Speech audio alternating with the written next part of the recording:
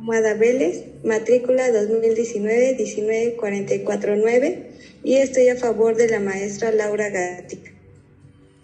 Excelente. Te agradezco mucho, Ruth. Le cedo el uso de la voz a la compañera Yaneli García Castillo. Adelante, Yaneli.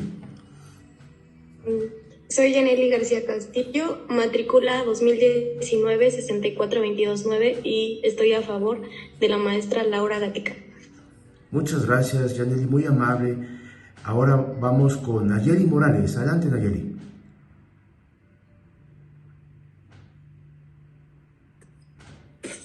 Mi nombre es Nayeli Morales Espinosa, mi matrícula es 2019-18-413 y estoy a favor de que se postule la maestra Laura Gatica Barrientos.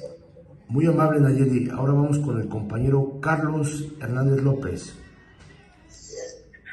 Buenos días, compañeros. Mi nombre es Carlos Uriel Hernández López, matrícula 2019-10366, y estoy a favor de la postulación de la maestra Laura Gatica Barrientos. Excelente. Gracias, Carlos. Ahora le cedemos el uso de la voz a la compañera Arely Sacabo La Mota. Hola, buenos días. Mi nombre completo es Arely Guadalupe Sacabo La Mota, matrícula 2019-45330, y estoy a favor de la maestra Laura Gatico.